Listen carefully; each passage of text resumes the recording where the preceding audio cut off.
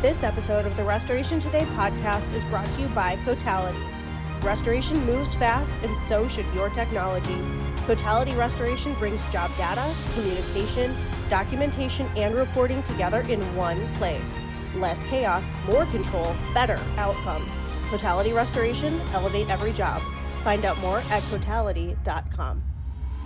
Hey Restorers, welcome in to, this is actually the first episode of Restoration Today that I'm recording in 2026, which I'm pretty excited about. And it's always fun to have a friend on the show. And Eric Sprague and I are here to not be serious. Well, we're serious and not. We're here to get personal. How about that? We're here to get personal about stuff and maybe get 2026 off to a more honest start. How about reasonable? Reasonable. That is a good one. So, all right. So I'm joined by Eric Sprague, who is with SuperTech U. If you can't read his hat, if you're listening, I guess it's, yeah. Okay. Eric, introduce yourself really quick before we kind of get into what we're talking about. Yeah. My name's Eric Sprague. I am the co-owner and co-founder of SuperTech University and former restorer. Former restorer. How does it feel to say former? Do you feel like you're still in recovery or what? Sometimes, yeah. Yeah. The one lingering effect I have is that I cannot sleep without my phone right next to my head still to this day. Which I've tried to like put it out in the kitchen, Michelle, a couple times. Just didn't feel good. I don't know. Like I get it's it. Like pretty much everything else I've recovered from. Well, maybe not the workaholism. We're going to talk about that today, but yeah. Now, look, there are days when I really miss it. You know, I miss having team, and I miss coming in and having a big morning meeting and all the things that I cared about. But you know, look, I think all of us don't miss the stress and the reactivity all the time. I am sure. Yes. Don't and miss, I get it about the phone. Don't miss arguing with adjusters every day either. No, and I don't know that that has not gotten better. I know that that's not gotten better. It's gotten worse, I think. That's definitely harder.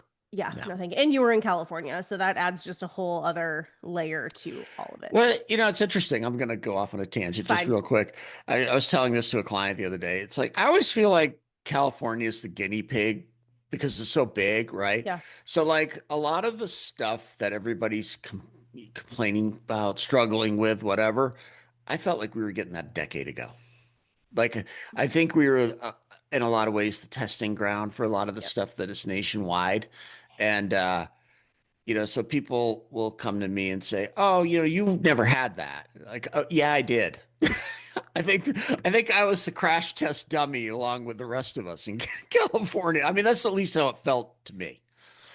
I've heard the same thing. Other people have said the same thing about California. So I believe that 100%. Well, I mean, it's a massive market, so why not test something there?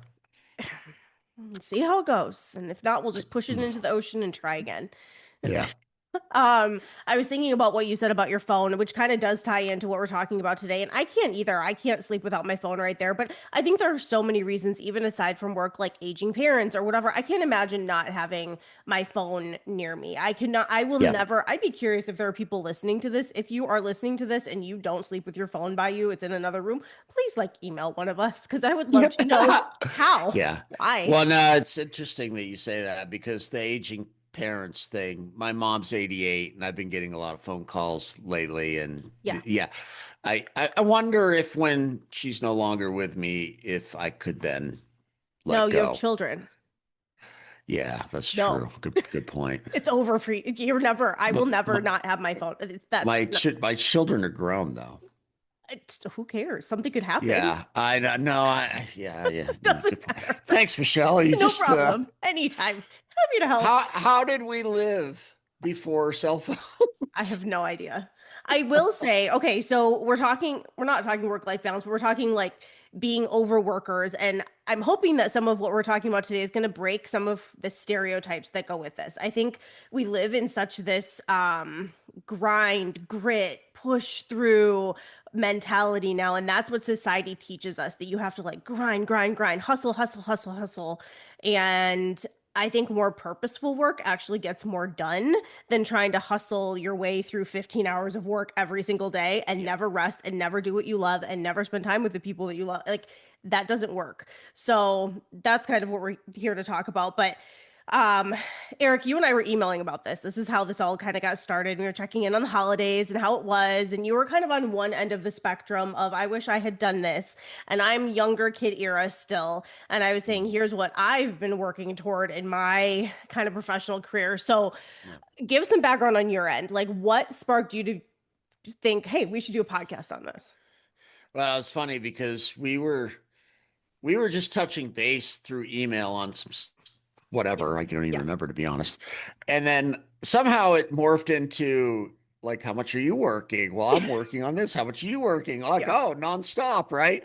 And and we're in different phases of our careers, Yep. obviously. Yeah. But look, I have I grew up in northern New England where work ethic is like, to be honest, I think in a lot of ways it's celebrated more than the actual result, Yeah. right? Like to be like Yeah. in Maine, New Hampshire, and Vermont, like at least when I was growing up, work was everything. My dad was a workaholic. He worked 2 shifts a day at the post office every day of his life, 16-hour days every day. And like that was normal, right? And my mom celebrated that like, look how hardworking your dad is. And I'm thinking like, yeah, I've never seen I barely Yeah, know but him, yeah. and but the thing was, no, but he's doing this for you, right? So I'm being fed this narrative as a Yep. child. And look, I'm not alone. A lot of my friends too, where hard work is everything. And so what do? I take that to heart. I was an athlete growing up. It's like, I'm going to be the first one in the gym. I'm going to be the last one to leave. I'm going to train 7 days a week. I'm just going to take what my dad did and his dad before him, and I'm going to even do more. Right. That was my mentality. And look, that can get you a long way in life Mm-hmm. for a while. Mm-hmm. Until it doesn't. And Katie Harris and I wrote that book, The Road to Seven Figures, last year, and the Yep. first chapter is called You, right? And it's really the tale of my story of working myself nearly to death. I had a heart attack when I was 49, and that was just backed on 10 years straight of 80 to 100-hour weeks, right? Stress related. And, Michelle, I had a very high level job, and then I've had two businesses. Mm-hmm. And when I started each of those, I went into all three like in really great shape and thin and like happy, and the kind of person you want to work with. And I'd stop working out, I'd stop caring about what I ate, and I would just go all in. Yep. And every business that I started, I would gain 50 pounds in the first 3 years, right? Because I would just like, I didn't care. Yeah. And then what would happen is I would reach a breaking point, and that, it's a law of diminishing returns, right? At the beginning of that, I'm getting a lot of return because I'm Yes. working 15-hour days, seven Yep. days a week, and I'm seeing progress. Yep. And then all of a sudden, as my body's breaking down, as I'm getting tired, that diminishing return kicks in, but I'm not noticing it. Mm-hmm. And my dear wife, who's very supportive, is always like, you should really eat a little better, or you should Yep. really like go to bed a little earlier, or, when was the last time you were at the gym, or, whatever. And I would always have to have some sort of breakdown or event or something to go, oh, I can't do this anymore. And I would love to say that I'm learning. I don't know if that's true, you know. I think you're kind of getting there. I think there's maybe a little bit more. I think you maybe go on more bike rides. I know that you're taking care of your health more now. I know that I you've am. had some other focuses. Yeah. Well, I did it again this year, right? So when I had the restoration company, it was the heart attack, right? And then I was like, I'm gonna get healthy, which I did. And we sold, and everything was great, and I was super healthy, just like I said. Then we started SuperTech, and I started the whole cycle again. And I mean, I'm not going to get into it, but I was at a trade show in June in Florida, and I had a massive health event happen, and I had to Uber to the emergency room at midnight, and then spent the rest of the week flat on my back in a hotel room, Ugh. right? And the only hour that I got up that whole week was to go speak. And I just had to gut through it. Right. And I remember, but you know what? Best thing that ever happened to me, because I was like, all right, this is it. This is the final time. I'm almost 60 years old. I'm not doing this anymore.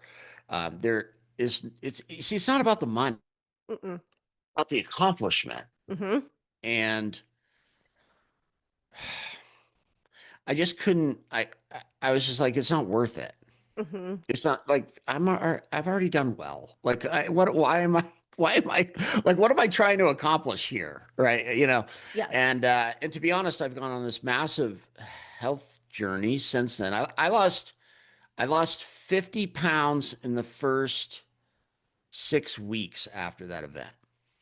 Wow. 'Cause I just cleaned up my diet. It Yeah. wasn't even all that special, It was just like I was eating so much crap Your because body's just like, thank I you. was in a hurry. Yeah. Right, it wasn't. I'm eating crap because I want to. It's just like, yeah, well, the It's what's there. 7-Eleven's here. I'm driving by it, and that's what I'm doing.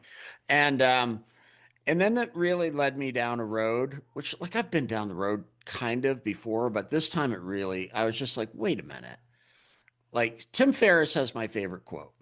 Tim Ferriss has a quote in the 4 Hour Work Week that says, busyness is a form of laziness, lazy thinking and indiscriminate action. I love that, right? Yep. Because that is literally me, Yep. right? It's like whatever I lack in thinking or intellect, just make it up in hard work. And I think a lot of people are guilty of that. Whereas Oh yeah. now I'm really trying, and Larry too, my business partner, like every meeting we have, because he's just as guilty as me, right? We're of the same ilk when it comes to work. And his wife works a ton too. She owns a Yep. plumbing company. So we're all surrounded by people who are almost like trying to outdo each other in a way. And Yes. that's not healthy. And that leads you to either burn out or in the hospital or both. I think society in general, and even the industries that we're in, the social media influencers, all of these people that we see, we're constantly getting these messages of these people that look like on social media they are accomplishing so many things, and you never know what's going on behind the Such a scenes. bunch of bullshit. I deleted Facebook off of my phone at the beginning of the year, and I'm trying Good to for look you. way less at LinkedIn, and which is kind of a weird spot for the position that I have in the industry. I feel like I should You're be brave. doing those things. Yeah. Brave to delete them. I know. I Yeah. figured that some people, like if I'm getting roasted on the Rebels, somebody will text me and let me know and that I can go deal with it. But Yeah. I look at it, I glance on it when I'm like on my computer at work. I will go look, but then I'm not. I'm trying to ditch the doom scrolling. But okay, I want to go back to your in June. You still got up to speak for that 1 hour. So the devil's Mhm. advocate in me has to ask, what? Why did you feel you had to? Did you feel? I had made a commitment and I honor my commitments. And do you think that? I, and you're good with that? You made that decision, like That I am. Yeah, okay. because, That's fair. I they, can see some they, speaking engagements where I would do the same, and some where they, you should just be like, they, I can't. well, look, they had picked me over quite a few other people to take that spot, and I felt that it was an honor in a Okay. way. And Yep. it was interesting though. You want to hear? You want to hear what the? So the topic was essentially, I can't the wait. topic was essentially managing Gen Z employees, right? Which is kind of like my thing Yep. nowadays Yep. because I think it's important for us to learn. And you know, what's the knock on Gen Z? They're not committed and they're soft, right? Like that's what Uh-huh. everybody says. And I'm sitting there like telling everybody to be softer and a little more thoughtful, and yet I'm like white knuckling, Yes. holding on to the podium so I don't collapse, right? And I remember I was thinking like, how many 22-year-olds would be doing what I'm doing right now, right? So like I struggle with that, but like I know I feel good about that decision. Okay. Like I'm to be honest, I'm a bit proud of that. Look, I'm not saying I want to be soft. Like I hope you're not taking it that way. I'm No. just saying that I don't want to like I don't think it I don't think it actually helps the cause, right? Like I think I could have actually been more successful than I am right now and worked a ton less. That's the thing that hurts the most because look, I've said this openly many times. I only have one regret in life. Well, I mean, I've had a great life. I literally miss my kids' childhood. I worked and I did the whole cats in the cradle, so like that Yep. song, right? Like Yep. my dad was never there recently. So I used to fly from Utah to LA every week, right? For work. So I'd fly out Sunday night at midnight and then I'd fly back Friday morning. So I was like never home. And so I missed every, recital and Yeah. parent teacher conference. And my wife took care of all of that. And it was great. But I would be so exhausted, Michelle, because like this was every Yeah. week, Yeah. 52 weeks a year, right?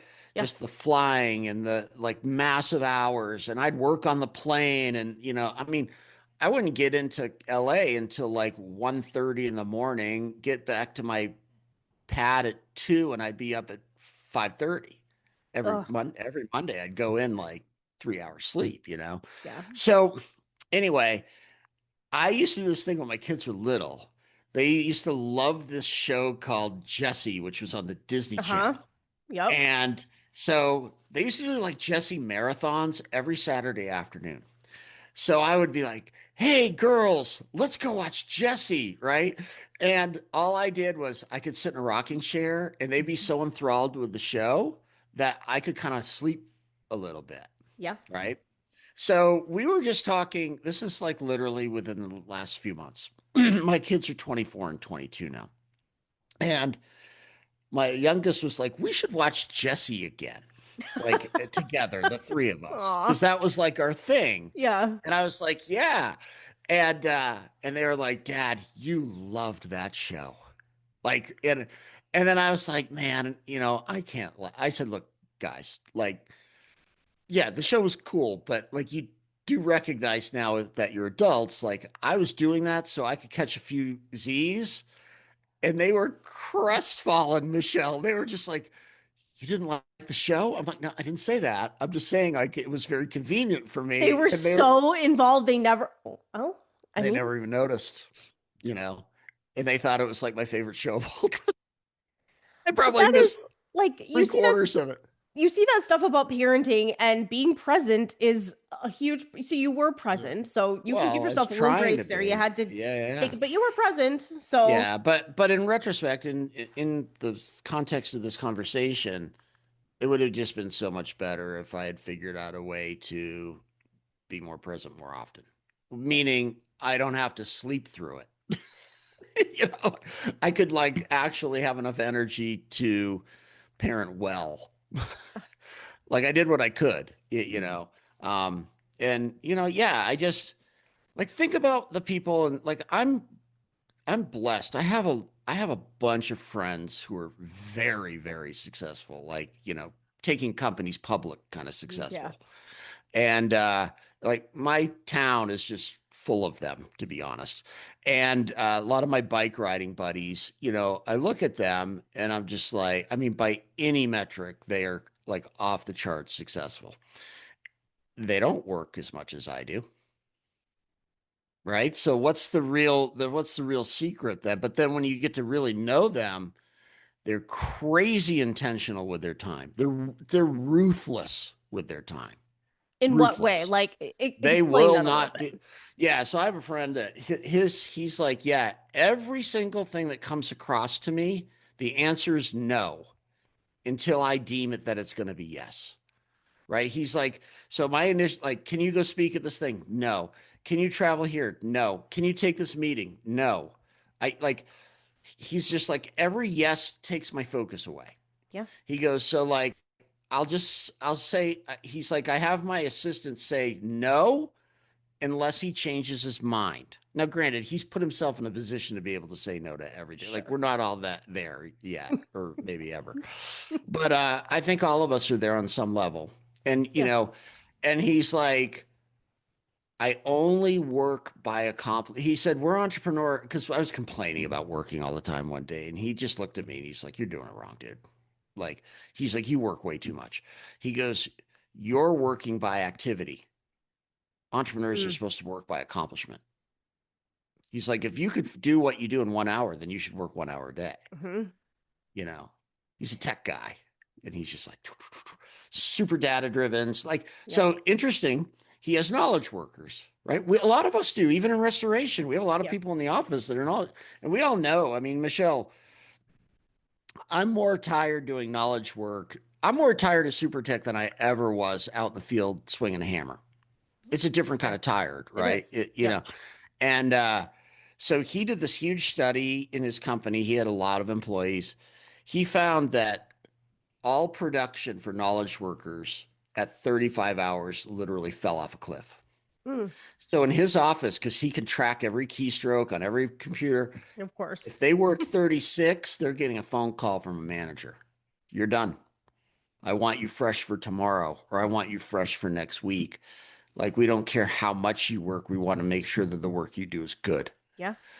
And I think we can all learn from that. I mean, obviously, our industry is different. It's very reactive, but again, how many of us in our industry, I mean, we all, like in restoration, everybody, it's a badge of honor to thrive on chaos and to work a ton and all that stuff. And I think a lot of the people who are even supporting the restoration industry, we thrive on that too, Yeah, we right? do. And I just think I think everybody, we're in a new year, should reflect on how they operate and think differently about it. What I about you? agree. Look, you have the same problems I do. Like, this has been all about me, but I want to dig in, like, look, you work a ton and you have little kids. I do not work a ton. It looks like I work a ton. You used to work a I ton. did, and got to a phase which people had warned me about of pretty significant burnout. I think you and I had a conversation kind of around that probably about 18 months ago. And that was hard for me. And it was the same as you. Like, that early growth of the business is like you see so much and it's like you see it. It's like in all of the paperwork, it's in all the numbers, you see it.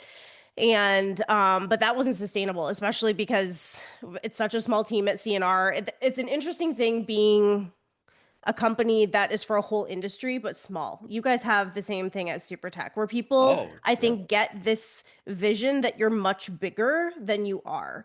And so it kind of became let's figure out how to work smarter, not harder. I was getting my MBA at the time, which didn't help with the burnout and building a house and doing all the things, Uh, plus little kids and travel hockey, and wow, mm, life decisions that Michelle makes. It's fine.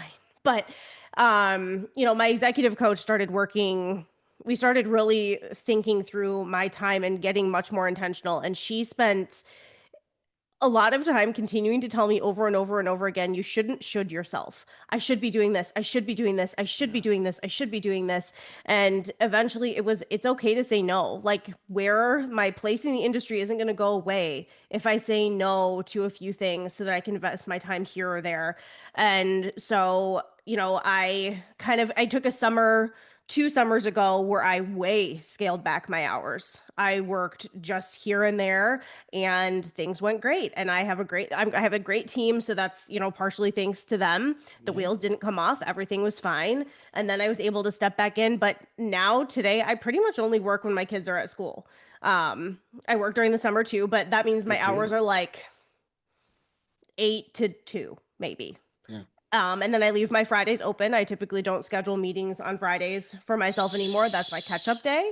So do you feel you have to work harder to get the focus for those 6 hours? So like, if do you feel like it forces you to have to think through your goals and the activities that reach those more? Yes, I'm good at to-do lists. We have a really good job management software that we use, so I know the projects and things that need to be getting done. I know who I need to connect with. I try to have I'm trying to be more strategic about my calls and podcast days so that I'm not trying to, because like doing podcast, I couldn't do podcasts every day. Like, these do kind of like mentally burn you out because it does take a certain different energy, not I mean, it depends on the podcast. I guess I will say that, but it takes a different kind of energy to carry on podcast conversations and to do Well, interviews and it things. depends on what you're doing. Like I have guests. I mean, Larry and I don't podcast that much anymore Yeah. because it was a ton of work. Yeah. And look, we loved it, but there's again a point of diminishing returns for Yeah. that. And like we'd have guests on where I'd have to go read a book and do a complete out. I do the outlines for the podcast with all the questions, and I'd be like, I don't want to have this person on because I just don't have time to read 300-page book right now. Yeah. And it doesn't mean that the book's not great and they're not great and all that. Yep. It's just like, but what could I be doing with that time? What's the opportunity cost of that podcast? Yep. You know, so I get what you're saying. And it's interesting because I think actually this conversation that we're having right now was about traveling. That's how it Yeah. started. You Yes, said to it was. me, what's your trade show schedule this like? Yeah. Because look, you and I were over the last 5 years Everything. at every freaking thing on earth, right? Everything. And I remember I was sitting at this desk when we were emailing back and forth, and I have a year-long calendar, Hmm. and I was like, yeah, I got two. I was like, One in whoa. January and one in September. That's it. Right. And look, you know, this is an experiment for Yeah. Larry and I, but I just didn't want to travel anymore. And Larry's newlywed. He just got married a year ago. He didn't want to travel anymore. And we Yep. started really looking at it, and it's like, because the fear is, and you kind of mentioned it, is like, do I become irrelevant if I'm not Hmm. at lots of events? But the reality is, to be honest, I mean, I can only speak for my clients. A lot of them aren't even at the events. I get the majority of my clients online, right? Through, Facebook Yeah. webinars and all that. Like, and that's always been the case. Yep. And yet I felt compelled to make a name or whatever by going to trade shows. So am I is that the best use of my time? No, I mean, I don't know. And look, so 2 years ago, we did 27 weeks on the road. That's insane. So that's more than half the year I was in an Yeah. airport or a hotel, right? But we also knew that year we're like, we have to go out and just like get a name. I wrote a book that year. Yeah. I mean, that year was not, it was great, but it was not good, Yeah. And I remember Larry and I didn't even go to RIA that year. We didn't go to RIA that year because we had done 6 shows the 6 weeks leading up. Yeah. And we were sitting at a trade show in, I don't even know, somewhere.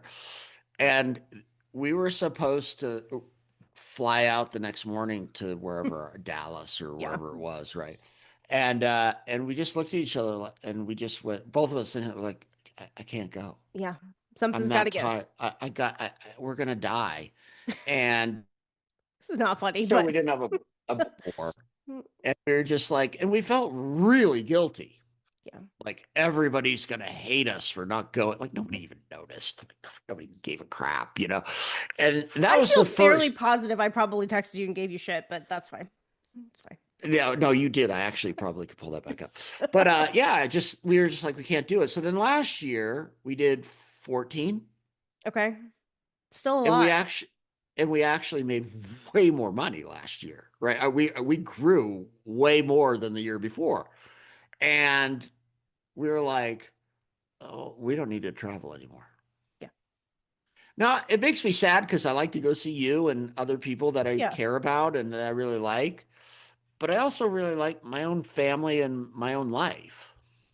And there's time to find balance. Like maybe you do 2 this year and maybe you strategically add in the ones Yeah. you feel like you missed this year Well, and I next year. think too, just, Larry and I have talked about that. I think I'm a little more okay to travel than he is right now. Yeah. Uh, I might even like just go to a couple shows and just walk around and say hi to people, Yeah. and not necessarily feel like I have to speak or I have to have a Yep. booth or anything like that. But, it's been really interesting trying to work a different way, especially at my age, right? Like I mean, I'm not trying to make myself sound like I got one foot in the grave, but I've had a very long career.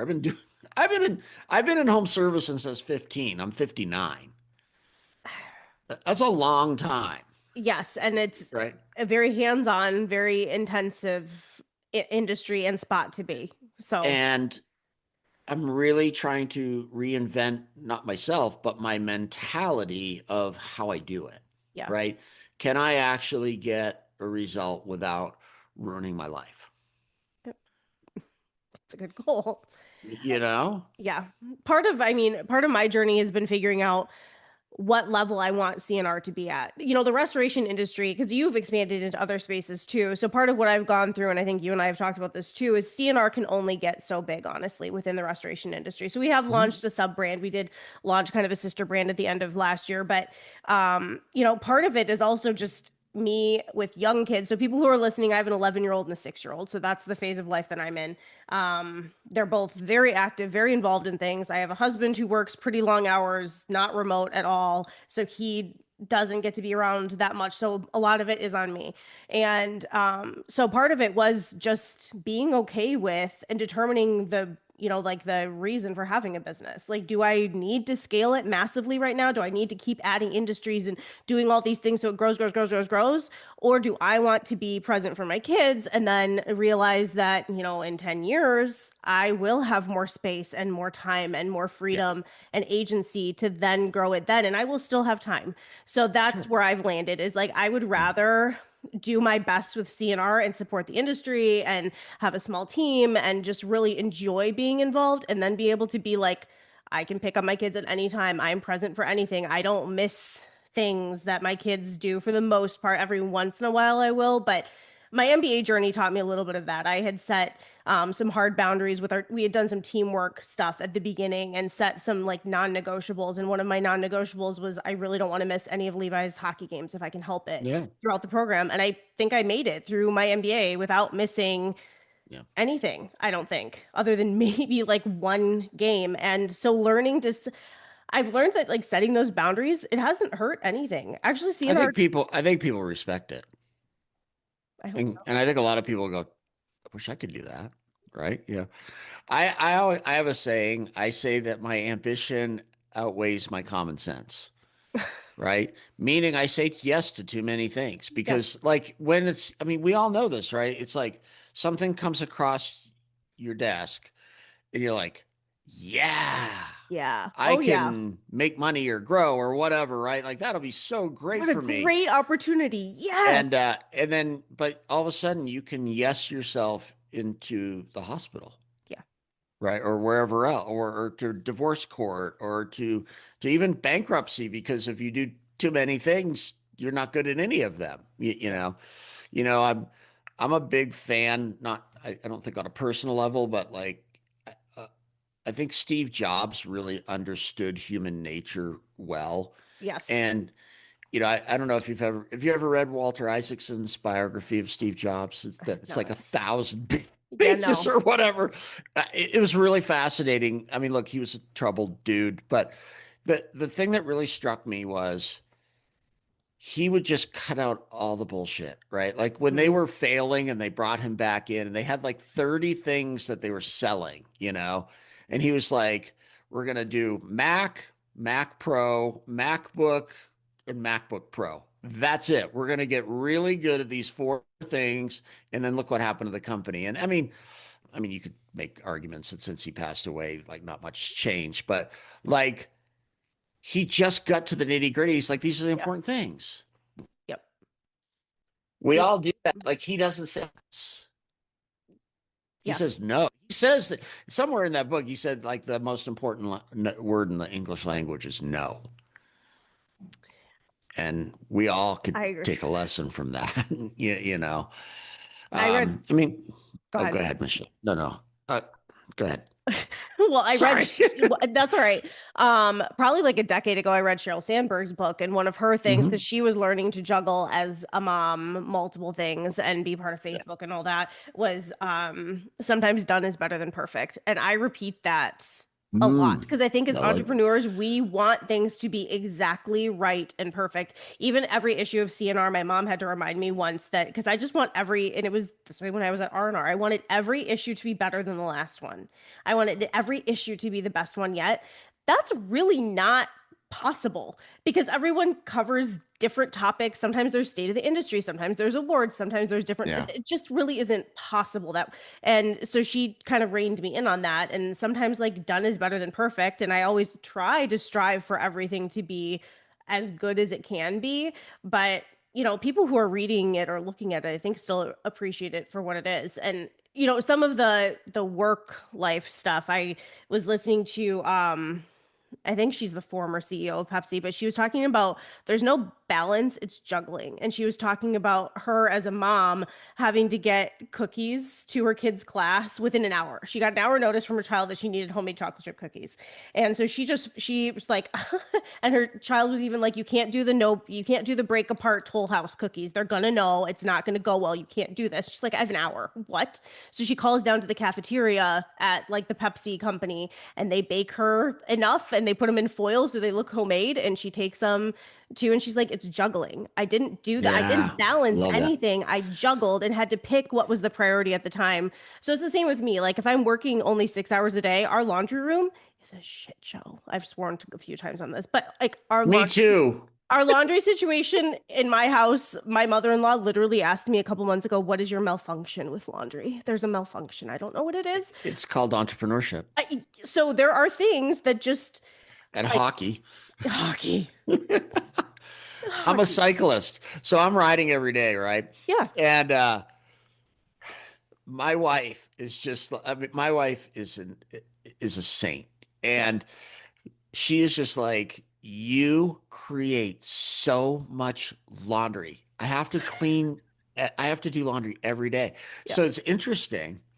So she started cycling Oh, this year, right? I like it. And then all of a sudden, yeah, she was just like, like you seem like you really like it. I think Yeah. I'm gonna start cycling. And then she's like, oh my gosh, I create so much laundry, And so I just look, busy people are not gonna have perfect homes. No. And you do make other Unless they sacrifices. go full staff, which I who don't wants have to a do that? staff. No, I know. And like I have a friend Me. who, I have a friend who like legit could have a full Yeah. staff. And he's just like, I don't want that. I don't want other people in my house, right? He's like, I'd rather have laundry kicking on the floor Yes. than to like walk down the hall and there's some stranger in my house. And it becomes more to manage. So, and you do like with cycling and you do pick your time, right? I get up at 4:15 in the morning to work out because that's the only time that it works. I go to a 4:55 a.m. workout class and I love it. And I have the energy for the day then and I'm able to hit the ground running because I have the right Yeah. energy. I am ready to fall over by, 3 p.m. But Yeah. again, it's figuring out the hours and the schedule and the juggling that you need to do to make it work. Yeah. Although, I used to do this when I was in California because I really didn't have the time to do laundry because, my wife was in Utah. A good fluff and fold at a laundromat, like where you just drop it off and they do the Yes, laundry for you. That's actually probably, Michelle, a I decent know. investment. They also have services now that will like come and get it and bring it back to you within 24 or 48 hours. I have priced that out. Yeah. Um, I think it's finding some sort of balance to like, have you ever read Dan Martell's Buy Back Your Time? yes. Are you familiar with that? Yeah, great book, right? Yes. And he talks about Alex Hormozy talks about this a lot too. That you still hear me? I got an I audio on my microphone. I could hear you. It just got weird for a second. Okay, keep go, but I Okay, can hear you. I think my little cord was wearing out. He's both Hormozy and Dan Martell were saying like, take a look at your life and every single thing. Like, how much would it cost to outsource that versus whatever opportunity cost there is for you? And like I've tried to do that. Like, I mean, I'm lucky I have family to help me, and but it's like I I used to like tune my own bikes. Like for example, I'm an Avis. I don't do that. I just take them to Yeah. I don't spend any time on that. I used to work at ski shops as a kid. That was one of my winter jobs. I take them in now. Like Yeah. before, it was like, I can't do that. That's like, why would I waste money if I know how to do something, right? Or whatever. And yeah, I just do like anything I can outsource now Yes. that I don't want to do. I'm Yep. finally, after all these years, starting to let go. And I think that's the key is letting go. Like one of the Yes. reasons that we all overwork is we still don't let go enough. Like we love to think we delegate, but we probably still don't. No, probably not. And I totally agree with the buyback your time. I haven't been in a grocery store in months, a year. I don't know. I do grocery delivery. I order it on my phone and I have it delivered during my work hours. And I do a lot of other things like that to because you have to work smarter, not harder. I fully believe that. You looking at your audio settings? Yeah, sorry. Did that come up on the screen? No, but I Oh, could see you were like, well, I want to make sure I sound okay for you do. It everybody. was just funny. And I wouldn't say that to another guest, but I would say that to you because like, what's happening over there, Eric? I'll call you Oh, we're out. doing emails, Michelle, while we're I could podcasting. tell that you weren't doing emails. I did not think that. That's No, obvious and always a bummer on podcasts, but we don't have time. I've had that. I've had that. I've had, yeah, I don't even Yeah, want to get into that. I've had I people know. That's a like literally a guest, and you're like, they're working. Dude, yes. really?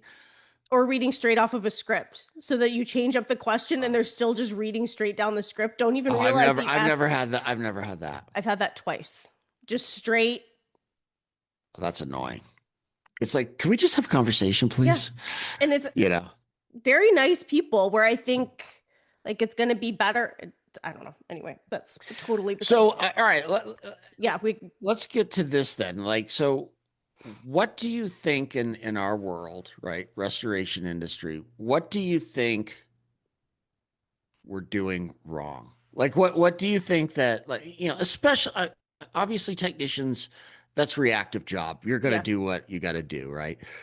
Project manager on up, what could we all do to not I mean look I was a mitigation manager forever, right? Like what harder job on earth is there where every single thing in your world is an emergency, right?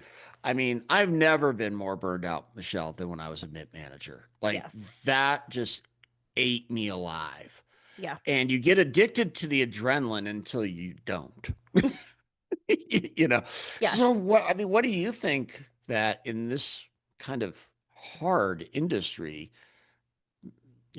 people could do to maybe not be workaholics? Because I mean, our industry's rife with like Oh divorce yeah. and substance abuse and like what's the answer?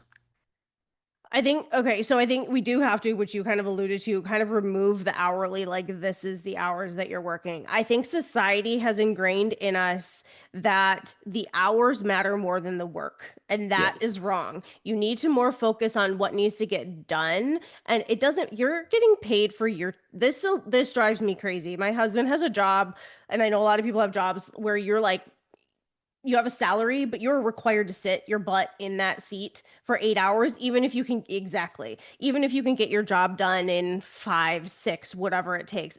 That is wrong. That is the wrong way to do it. And you're abusing your talent doing that. So, Yeah. you should be paying people for their talent and their expertise and their knowledge and not their time. And so if that's how it's working, then I think then people hopefully will use the time that they have more wisely. Because I think if you have like, oh, I have an 8 hour day, I guess I don't feel urgent to do anything. Whereas, oh man, I could maybe get my work done in 4 hours today and then have more Yeah. time to do X, Y, Z, then it's more motivating. I find it way more motivating to work these shorter hours. I get way more done now working these shorter days than I ever did Yeah. thinking that my entrepreneur life was like, I'm going to work now, I'm going to work later. There was no start and end Yeah. point as an entrepreneur. And if you kind of give yourself that, I still work in the evening sometimes. I still work on the weekends sometimes. I travel. Sure. But the day to day, giving myself like this block of hours really helps me stay tuned in versus just working all the time, which is so easy to do. It just, we get into this habit if it's just an hours thing, like where the badge of honor is how many hours I worked, right? And then, look, early in my career, that was my badge of Yeah. honor. I used to love to stand at a party and tell everybody what a workaholic I was. Like to me, that was like the ultimate. Now I just like it makes me cringe. But like if you put these like I remember when I had my restoration company, when I started taking my health seriously, I remember I used to like, I started, you know, like doing these long bike rides, and I was like doing all these events and stuff that I'd trained for.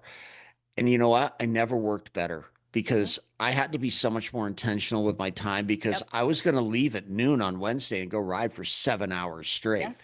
So I have from like 6 a.m. till 11 to get everything done. And I'd walk out of there and be like, oh my gosh, I got everything done. Whereas, Yeah. like, if I have an endless Hmm. amount of time, I'm not going to get anything done. Yep. Can I do a little? You were talking about Jeff and having to sit there, right? I want to tell you a story when I was like 17. My dad worked at the post office his whole life. Hmm. So I got a job as a mail carrier. Like, and I used to Okay. fill in for the guys who like hurt their ankle or were Yeah. sick out or whatever. So one guy was out for like the whole summer, and I was playing football like in the fall. So the summer job, I'm delivering mail. So I'm like, that's cool. I'm walking all day. I'm getting exercise, right? And I realized very quickly that I'm not a good employee because I don't think like an employee. I think Okay. like an entrepreneur, Yeah. right? So I'm 17 and they give me my route. And I started realizing, like, well, if I run the entire route, that I'm getting it better shape than walking. Hmm. The people are getting their mail faster, and then I could take the rest of the day off, right? Because I did what everybody else did in 8 hours, but I did it in three. So I started running, I mean, like running this route. And I would finish in 3 hours. And I grew up in Maine on the beach. Like, I mean, the beach was right there, right? So what I did, but I'm dumb. I'm 17, right? So I'd go run the route. And in my mind, I'm like, day's over, 3 hours. I finished everything. Hmm. So I used to keep a beach towel in the little postal Jeep. And then I would drive to the beach, which was 6 minutes from my route. Yep. And I'd lay the thing out and just like, because I also had a night job. So I'm Okay. like, this is a great way for me to get a little bit of rest. And I remember one day I'm like laying on my towel at the beach, and all of a sudden I could feel a shadow over me. Uh-huh. And I open my eyes, and it's a postal inspector. Oh, shh. And he's just like, what the are you doing here? Right. And I was like, my route's done. And I was like a cocky, Yeah, you're like, I'm done. What do you mean, aggressive man? kid. Yeah. So I was Yeah. just like, I kind of knew the gig, so my dad worked there. So, and I'm like, I'm done. And he's like, well, then go back and get another route. And I was like, then pay me double. You pay me twice, I'll do two routes. And he's like, no, it doesn't work that way. I'm like, well, then this doesn't work this way for No, me. I absolutely not. said, and then he like started thinking, but you see, I knew that there were all kinds of like older guys that would do their route quick and then they go to the bar. And I knew what bar they went to. So I'd be like, well, we should drive down to Bubba's Sulky Lounge and park out back and see how many Nice, postal Jeeps are Eric. there, right?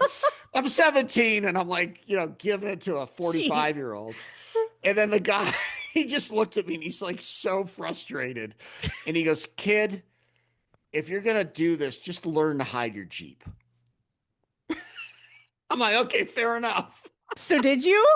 Yeah, I kept running the route. I was done in 3 hours because I just have never bought into As you shouldn't. sitting at the desk for however long.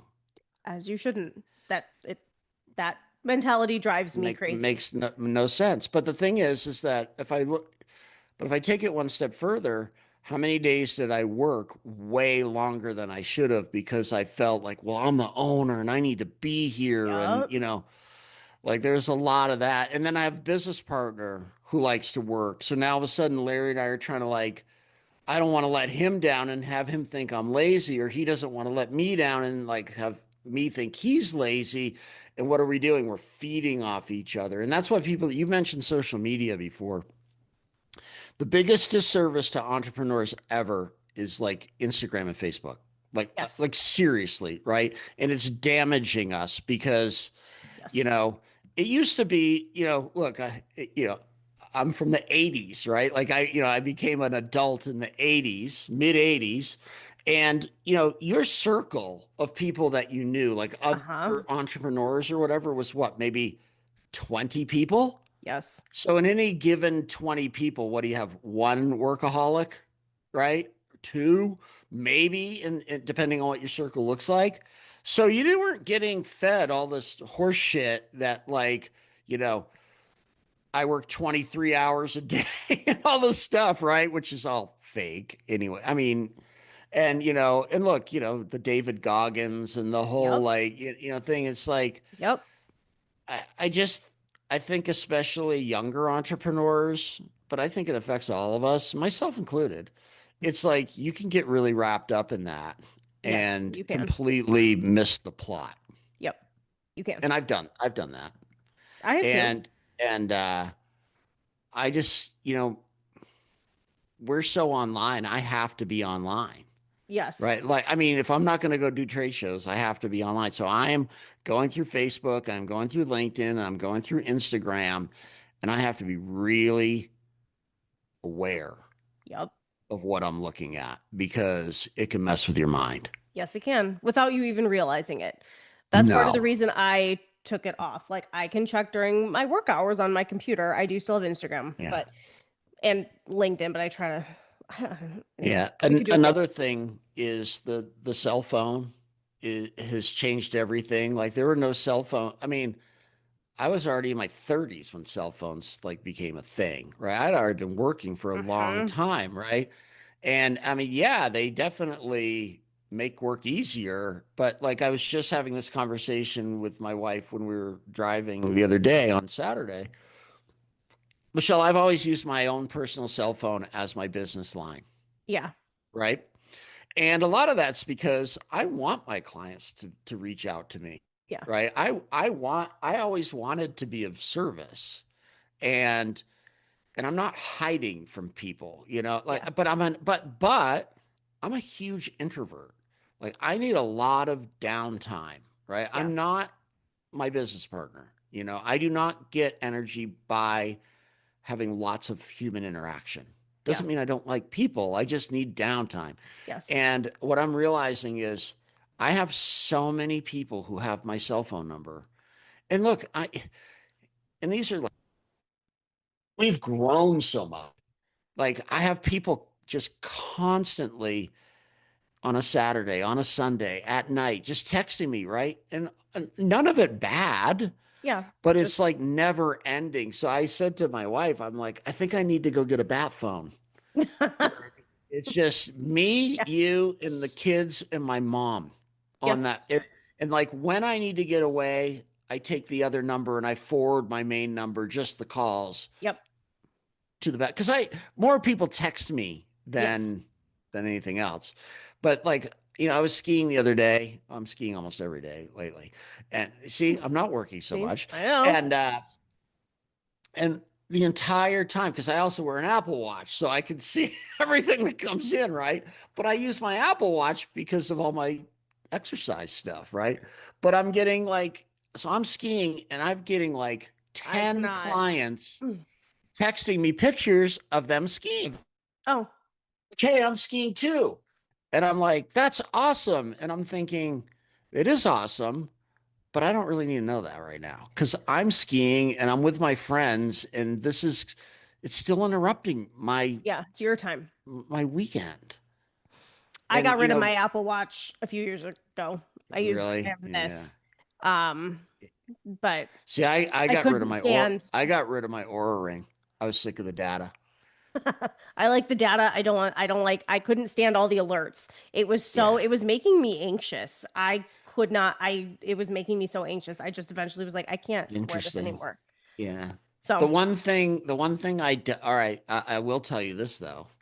The one thing that I've done since leaving restoration is I'm now granted, I have my Apple. The only time I turn my phone ringer on is overnight for my mom. yes. Yep. Same. But I have not taken a live phone call from a person in 6 years. That's impressive. I mean, if I see it's you, Well, yes, I'll pick up because it's Michelle. But well, or but like Larry calls me. But like if I do not know that person, oh I yeah. will not take that call. Where I No. before restoration, you do because that might be a loss. Oh, yeah, but not now. No way. If you don't know who that, no, you can leave a message. And if then I need to call you back, I will immediately call you back. But if I don't have that number in my phone, I'm probably waiting till you leave me a message. Yeah. I just, my hope for 2026 for you and for me and for Larry and for all the people that are hopefully listening is take inventory of how you're running your life. Yeah. Because I didn't do a good job of that until I don't even know if I'm doing a good job now. None of us know. None of us. But yeah. I think we all overwork. Yeah. That's right. We're all learning. We're all entrepreneurs. It's a thing. All right, I got to wrap it because my team is all here. But this was fun. I'm glad that we talked about this. I thoroughly enjoyed it. And I feel like the 2 shows that you're going to this year, I'm not going to see you, but maybe we'll cross paths at some point. Well, we can always do this. This is true. That's fine. Fair. Okay. Thanks, Michelle. Bye. Thanks, Appreciate Eric. it. For more Restoration Today and the latest news, visit our website, cnrmagazine.com, and find the latest episodes of the Restoration Today podcast on your favorite podcasting platform.